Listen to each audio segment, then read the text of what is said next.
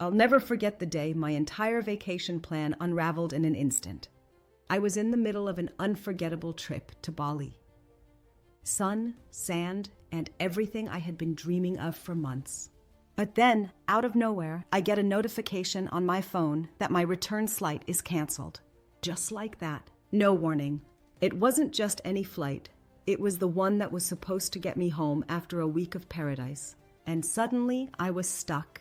Not just with no flight, but with a massive disruption to everything I had planned. I felt this instant panic in my chest.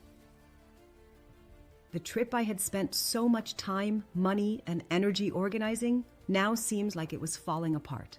I called the airline, hoping for some kind of miracle. But like most customer service calls, it was just a lot of waiting, more waiting, and then getting transferred to the wrong department. I couldn't even get a solid answer on how long the delay would be, let alone when I could get rebooked. I was in a foreign country, halfway around the world from home, and now I was left to figure out how to get back. And here's where things got really tricky. I had already booked hotels and planned tours that were non-refundable. I'm sure you've been there, right?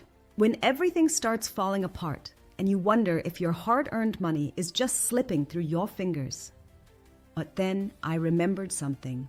Travel insurance.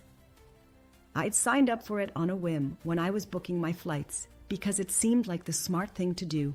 But honestly, I didn't expect I'd actually need it. Oi, was I wrong. Opened my travel insurance app, and within minutes I was connected to an agent who immediately started working on my claim. She was calm and reassuring, and it felt like someone actually had my back. She told me to not worry about the hotel cancellations and promised that I would be reimbursed for the extra expenses I was incurring. I was in complete disbelief. Not only was I not going to lose my money, but I also felt this huge weight lifted off my shoulders. My trust in this whole travel insurance thing went from just another expense to something I knew I could rely on. And that wasn't the only surprise.